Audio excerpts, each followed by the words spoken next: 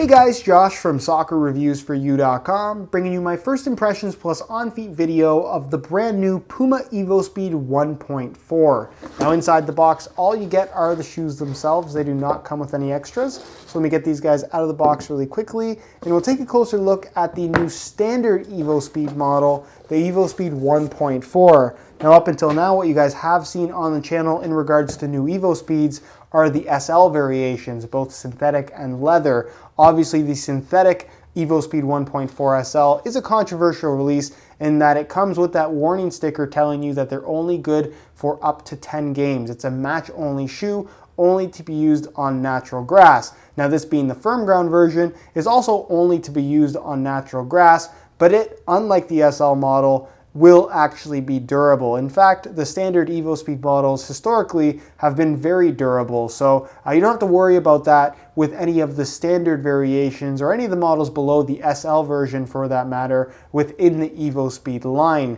Now in today's video, we're going to go over all the tech specs regarding the new evoSPEED 1.4, which I'm personally very excited about. They've impressed me based on how they feel from right out of the box. We're going to go over tech specs, we're going to go over the weight, we're going to go over how these things fit and feel, and essentially cover everything you could possibly want to know about the new evoSPEED 1.4. So if you're interested in learning more, please stick around, watch the entire video. If you guys are interested in a pair of these for yourself, you can check out the review page on my website, which will be the very first link down below. On that page, you will find Buy It Now links with exclusive SR4U coupon codes where you will be able to pick these guys up below their normal $190 retail price. So again, if you're interested in a pair, first link down below, go ahead and check it out. And with that being said, let's get right into the review. So what's on offer when it comes to performance with the evoSPEED 1.4? If I'm completely honest with you guys, I haven't been excited about a standard variation of the evoSPEED line for quite some time now, especially the synthetic upper. If you go back a little bit to the evoSPEED 1.2, the synthetic version of that shoe was kind of questionable. It just wasn't up to par with what else was available from Nike as well as Adidas, amongst other brands that were out there as well. With the evoSPEED 1.3, the model prior to this, they definitely made improvements. It definitely was a passable top-end thin synthetic lightweight shoe, but again, in comparison to big competitors like the Vapor 9, the Vapor 10, the F50 Adizero, whether it's the 2014, the 2015 model, now you have the X15.1 and the Messi 15.1. I just think that all of those shoes I just mentioned feature higher quality synthetic uppers than the evoSPEED 1.3. It's a passable shoe if you really want a thin synthetic shoe from Puma, but certainly not the best option in that particular category, if you will. With the evoSPEED 1.4, they seem to have made some significant changes and some significant strides in improving the quality of their synthetic material, which I'm really excited about. These things feel great in hand, they feel great on feet from right out of the box, and I'm just optimistic about how they perform in general. Now, this is the synthetic upper variation. There is a leather version as well, which I will be doing a video on very soon, so stay tuned to the channel if you're interested in those.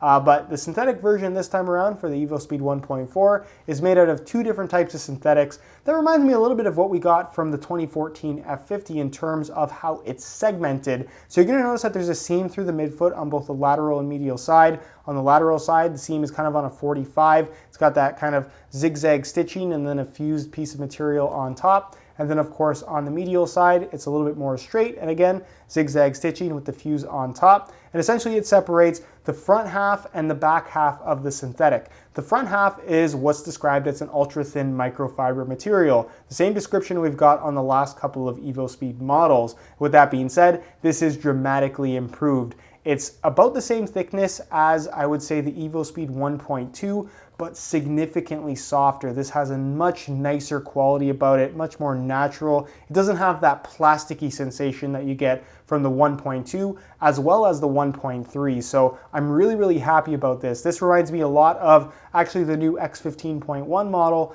but maybe just a little bit thicker. It doesn't have that same kind of mesh padded quality to it, but nonetheless, very, very nice. They feel great on feet from right out of the box, and that's really what matters for me personally.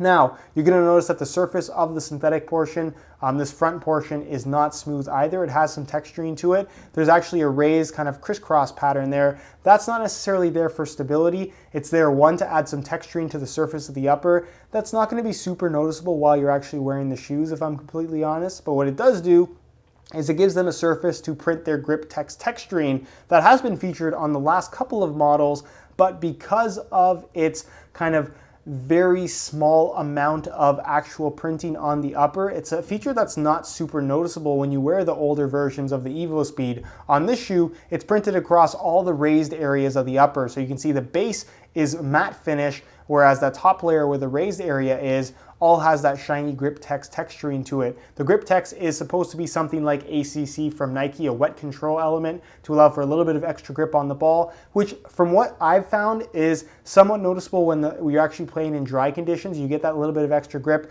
not so noticeable when you're actually playing in the wet, but this seems to be implemented in a much more significant way than past evoSPEED models. So I expect this to have a bigger impact than what we've seen in the past, which is certainly not a bad thing. Now, moving on to the rear portion of the shoe, so from the seams back, you're going to find a textile-based material, which is technically what they call their speed frame system. So it's a textile material similar to what you're going to find on the synthetic evoSPEED 1.4 SL, but a lot more sturdy, a lot thicker, a lot more substantial. So you have a textile base, you have a semi-translucent top layer, which I think looks very cool. And you have that kind of crisscross textile on the underside as well to provide that little bit of extra support, as well as give it a more modern look and match the rest of the shoe, which I think, again, just looks really cool. The styling of the new evoSPEED line is fantastic in my opinion.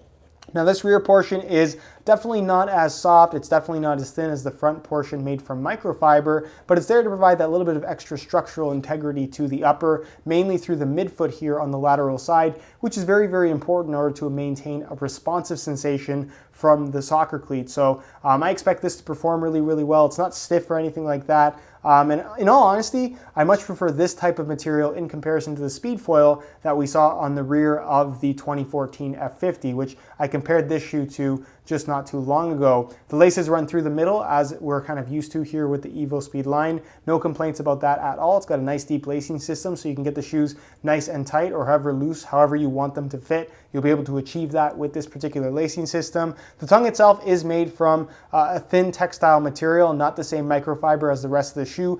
It's somewhat similar to what you're going to find again on the SL model, but a little bit thicker, a little bit more substantial. And really what's important here is that it matches the rest of the thickness on the entire upper, and it does that very well. So no complaints about that whatsoever. The heel portion of this shoe is cut a little bit higher than other thin, lightweight synthetic shoes, most notably the X15.1 as well as the Nike Mercurial Vapor 10. So it has a more traditional fit in the heel that I would argue is a little bit more comfortable and a little bit more secure, especially when you're first getting used to these things. So that's definitely something that you're going to get from the evoSPEED line that you're not going to get from other thin synthetic lightweight shoes. The heel lining material is a very lightly textured synthetic. That's kind of difficult to show you guys because it is such a dark color, but like I said, it does have some very fine texturing to it. Not something you're really going to notice when you actually have socks on, but it is there. It's got some nice padding back there as well, so comfort should not be an issue here, even when they are brand new. Insole is fully removable. It's pretty much the same insole we got on the previous evoSPEED model. Mesh liner on top. You can see the actual shape of the toe, something we will talk about a little bit later during the on-feet portion of the video. It has an anatomical shape as opposed to being completely rounded, and it's just made from a single layer of this thin black foam with some perforated yellow foam that's a little bit thicker inserted in the forefoot as well as the heel. So again, step-in comfort is pretty good. It's actually a fairly substantial insole as far as thin, lightweight synthetic shoes go. Moving on to the outsole, it's a combination of a sole plate as well as a heel counter. So the heel counter you can see is completely external. You have these little cutouts here through the middle that are actually filled in with plastic as well, so you're not exposed in the cracks if that's something that you were worried about. Very, very solid heel counter, which is something that I like to see. And then the sole plate is pretty much unchanged from what we got from the evoSPEED 1.2 and evoSPEED 1.3, which some people may be disappointed with, but those stud patterns, those sole plates worked really, really well. So I'm not overly concerned about them not changing things here because I know that this is proven to work at this point. So all the orange on the sole plate is made from a TPU plastic, which is going to be fairly flexible. You can see they have the little thinned out areas here, what they call their DuoFlex system, that allows for better flexibility in the forefoot, which you will find is a nice feature with the evoSPEED in general. And then of course you have their speed track system, which is this blue area. This is made from a Pebax material that is a stiffener bar running through the heel and midfoot to provide that rigidity that you would want in that area of the shoe. And you can't really see it because of this color of the plastic, but there's these two little extension pieces that run kind of up the sides of the forefoot to allow for that little bit of extra resistance, trying to create somewhat of a responsive bounce back sensation that in all honesty you're not going to notice when you're actually wearing the shoes. Now in regards to the stud pattern, this is of course the firm ground stud variation, which features all conical studs, which I think will worry a few people. A lot of people view a stud pattern like this and just kind of think it's old school and won't perform very well, but it actually performs extremely well. As far as firm ground studs go, they're above average in length. They're actually very, very aggressive, and they're totally round in shape, but they have a very narrow profile. So because they are so narrow in both the heel and the forefoot, they dig into the ground really, really well. They give you plenty of bite and just a good amount of traction when pushing off in any direction. And you also have to consider, because they're rounded in shape, you're never locked in place. You can pivot very freely because of the no edges to the studs themselves. They're totally circular.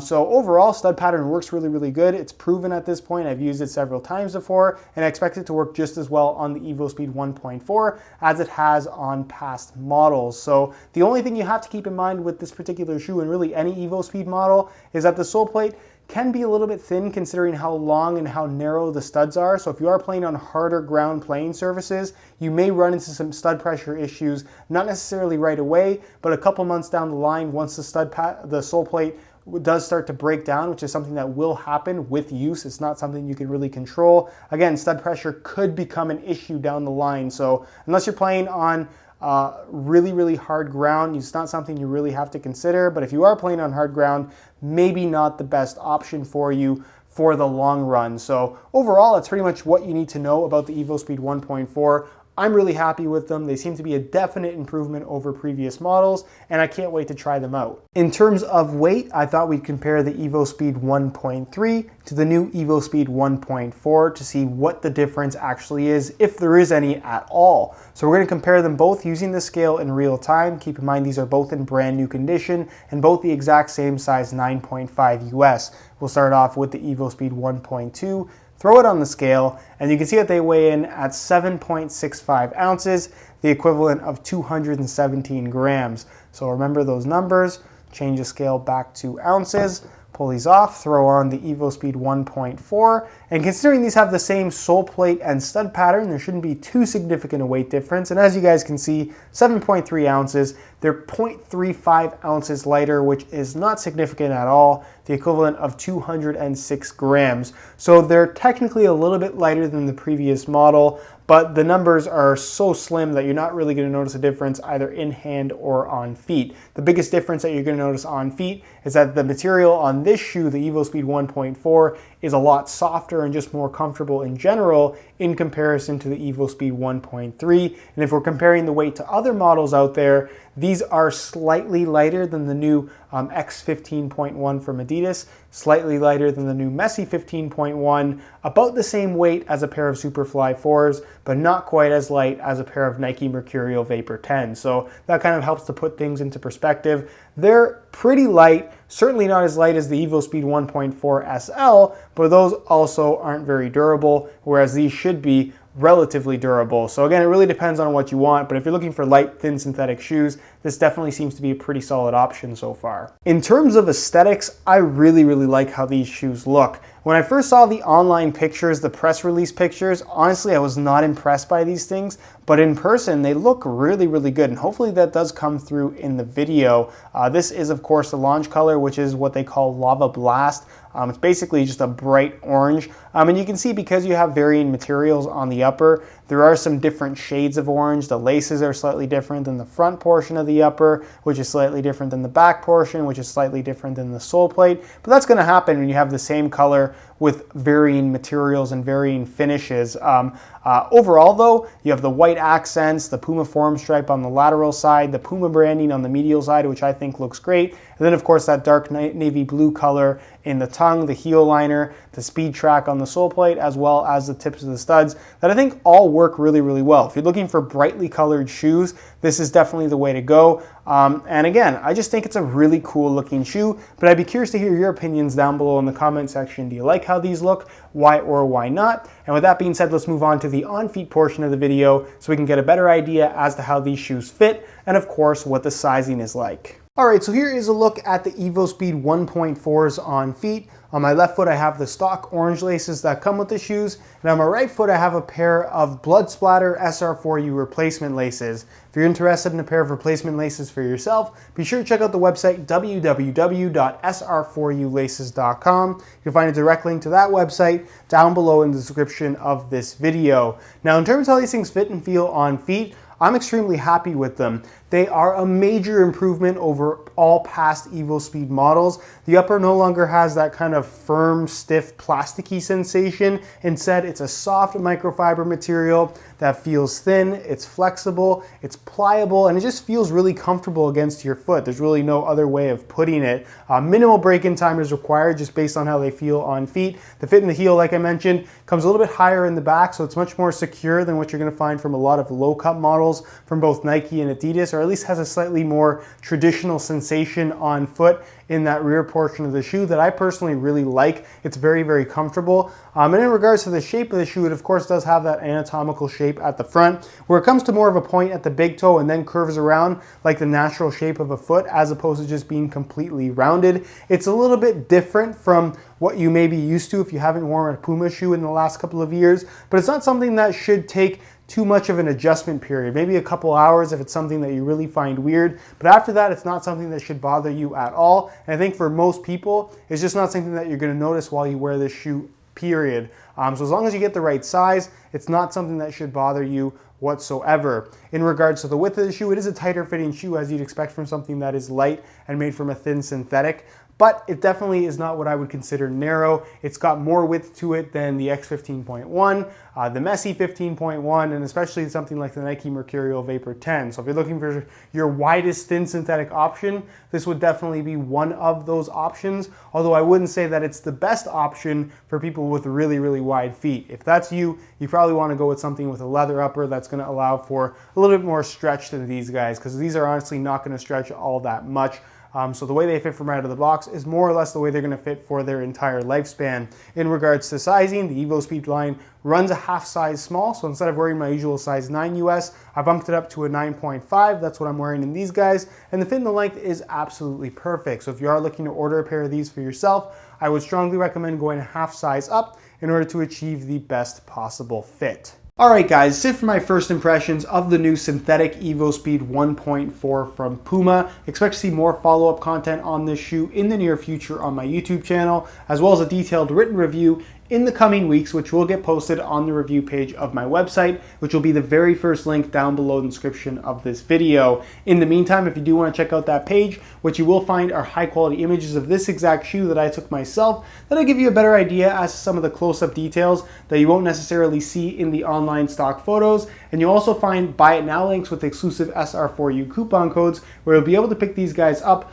below their normal $190 retail price. So again, if you're interested in a pair, first link down below in the description, go ahead and check it out. If you have any questions at all regarding the evoSPEED 1.4, leave them down below in the comment section. I definitely will get an answer out to you. If you enjoyed today's video, found it helpful and informative, be sure to support it with a like. Subscribe if you haven't already for daily videos on all the latest and greatest soccer gear. You can find all my social media information down below in the description as well. And other than that, guys, hope you enjoyed today's video, and as always, thanks for watching.